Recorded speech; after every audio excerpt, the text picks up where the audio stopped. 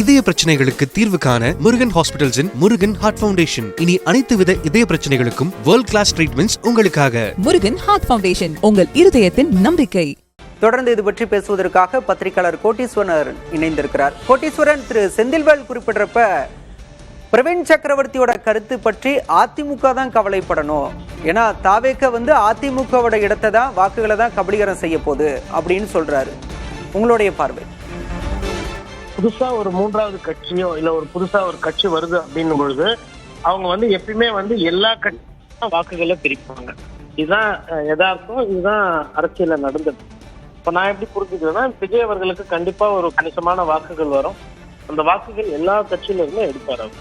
அவர் அதிமுகல இருந்து எடுப்பாரு, திமுகல இருந்து எடுப்பாரு, காங்கிரஸ்ல இருந்து எடுப்பாரு, விசிகல இருந்து எடுப்பாரு, பிஜேபியில இருந்து எடுப்பாரு. கம்யூனிஸ்ட் கட்சியிலயும் நாம் தமிழர் கட்சியில அவங்களோட வாக்குகள் பெருசா பாதிக்கப்படாது. ஆனா இப்ப சமீபமா என்ன சொன்னாங்க, இளைஞர்கள் பட்டாள வாக்கே நாம் தமிழர் கட்சிக்கு போக வேண்டிய வாக்குகள் போகாது, இந்த வாட்டி வராது. விஜயால இருக்கிற ஓட்டு தக்க வைக்கிறதுன்றது வேற, புதுசா ஓட்டு வாங்குறதுன்றது வேற. இப்போ ஒவ்வொருத்தரும் ஒவ்வொன்னு சொல்றாங்க. பட் நான் என்ன புரிஞ்சுக்கிறேன்னா, யதார்த்தமா 12 இருந்து 15 விழுக்காடு வாக்குகளை அதை வச்சு அது பெரிய சக்தியாக மாத்துறது இல்ல அதிமுக வீழ்த்துறது அப்படின்றதுலாம் அது இந்த தேர்தலில் நடக்காத ஒரு விஷயமா நான் பார்க்கிறேன். அவரால் திமுகவுக்கும் சரி அதிமுகவுக்கும் சரி தொகுதி வாரியா பிரச்சனைகள் வரும். ஒரு சில சட்டமன்ற தொகுதியில அவர் எவ்வளவு ஓட்டு வாங்குறாரோ பிரிக்கிறாரோ அதை வைத்து அங்க திமுகவுக்கும் அதிமுகவுக்கும் வெற்றி தோல்வி முடிவு செய்யப்படும்.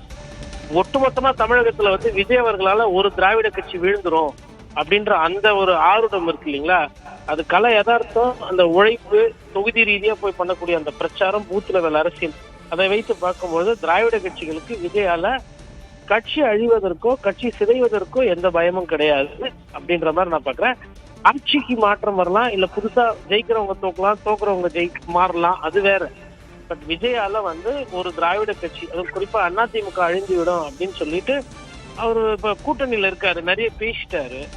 ஆனா இப்போ சரியாயிடுச்சு. அதனால இப்ப என்ன பண்ணோம்னா, அவர் அதிமுக அழிஞ்சு போயிடும் அப்படின்னு சொல்லிட்டு இந்த மண்ணள்ளி சாபம்லாம் விடுவாங்க இல்லைங்களா, இந்த மாதிரி அவர் ஆசைப்பட்டது என்னன்னா, தாவேக்காவும் காங்கிரஸ் கூட்டணியும் வரணும். அது வரல. காங்கிரஸும் திமுக கூட்டணியும் உறுதியா இருக்காங்க.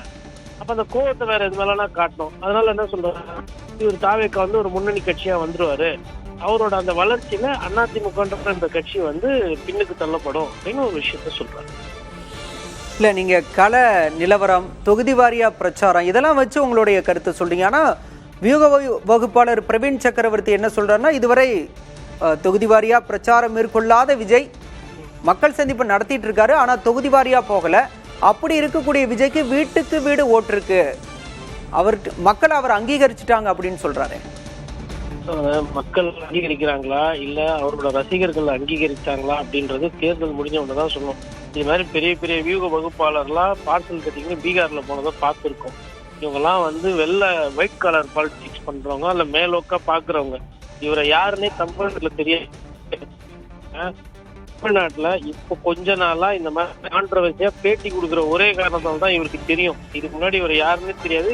இப்ப கூட நீங்க மெட்ராஸ்ல இருந்து வந்தவாசி வரலுமா, கன்னியாகுமரியில இருந்துட்டு நீங்க ராமேஸ்வரம்ல இவரை நடக்க வச்சீங்கனாலும் யாருக்கும் தெரியாது. அதுதான் நிலவரம். அவருக்கும் தமிழ்நாட்டை பத்தி தெரியாது, தமிழ்நாட்டு மக்களுக்கும் அவரை பத்தி தெரியாது. இவரும் செஞ்சுட்டு ஒரு நடிகர் வந்த உடனே ஒரே தேர்தலில் முதலமைச்சர் ஆயிடுவாருன்னு சொல்லிட்டு சொன்னாங்க. 40% பேசிட்டு இருக்காங்க. அப்புறம் 17ன்றாரு இவரு, இன்னொருத்தர் 24ன்றாரு, 27ன்றாரு. மொத்தமா எல்லாம் ஒன்னா உட்காந்து விஜய் ஆதரவாளர்கள்லாம் யோசிச்சு கூட்டி கழிச்சு கால்குலேட்டர் போட்டு ஒரு நம்பர் சொல்லுங்க, அதுக்கப்புறம் தான் நம்ம அதுக்கு பதில் சொல்ல முடியும். இன்னொன்னு, எனக்கு முன்னாடி பேசக்கூடிய பத்திரிகையாளர் என்ன சொன்னாரு, இதுக்கெல்லாம் தரவும் கிடையாது, ஆதாரமும் கிடையாது. தேர்தல் முடிஞ்ச உடனே அந்த நம்பர் கரெக்ட்னா நம்ம அதை வச்சு பேசலாம். பட் என்னோட அரசியல் அனுபவத்திலயோ இல்ல ஒரு பத்திரிகையாளரா தேர்தல்களை பார்த்த அந்த அடிப்படையில பார்க்கும்போது, உழைப்புக்கு ஏற்ற ஊதியம், உழைப்புன்னு ஒண்ணு இருக்கணும். உழைப்புனா என்னன்னு தெரியாம பண்ணிட்டு இருக்காரு, அரசியல் பண்ணிட்டு இருக்காரு. அதற்கு 15% அதிகம். ஆனா இளைய சமுதாயத்துக்கு ஒரு ஆர்வம் இருக்கு, ஒரு எதனா ஒண்ணு பண்ணணும். ஏன்னா அவங்களுக்கு போய் அளவுக்கு அந்த விளையாட்டோ இல்ல அந்த மாதிரி விஷயங்களோ இல்ல கவனச்சிதறல் நிறைய இருக்கு. இது டிக்டாக் காலம். ஒரு நல்ல புஸ்தகத்தை கொடுத்து படினா படிக்க மாட்டாங்க பசங்க, வைப்ஸ் பண்ணிட்டு இருக்கிறாங்க. அப்ப அதனாலதான் இந்த 15% தவிர்த்து இன்னொன்னு திமுக மீதும் அதிமுக மீதும் இளைஞர்களுக்கு கோபம் இருக்கு. அதுல மாற்று கருத்தெல்லாம் கிடையாது. இன்னைக்கு நாட்டுல இந்த கஞ்சி இந்த மாதிரி பிரச்சனைகள்லாம் அவலம்லாம் இருக்கு, வேலை வாய்ப்பு பிரச்சனை எல்லாம் இருக்கு. இந்த மாதிரி வரும்போது மூன்றாவது ஒருத்தர் வந்தாருன்னா அவங்கள ஆதரிக்கிற ஒரு நிலைப்பாடுன்றது எல்லா நேரத்திலும் எல்லா தேர்தலும் நடந்திருக்கு. அதுதான் இப்ப நடக்குது. இது நடக்கும். ஆனா இதனால இவரு புதுசா அப்படியே ஆட்சியை ஒரே தேர்தல மாத்துவாரு அப்படின்னு அந்த ஆசைகள் இருக்கு இல்லைங்களா, அது லாஜிக்கலா என்ன ஒரு பத்திரிகையாளரா டிஃபை பண்ணுவீங்க. அந்த கருத்தை என்னால 100% ஏற்றுக்கொள்ள முடியாது. நன்றி திரு கோட்டீஸ்வரன், உங்களுடைய கருத்துக்கு.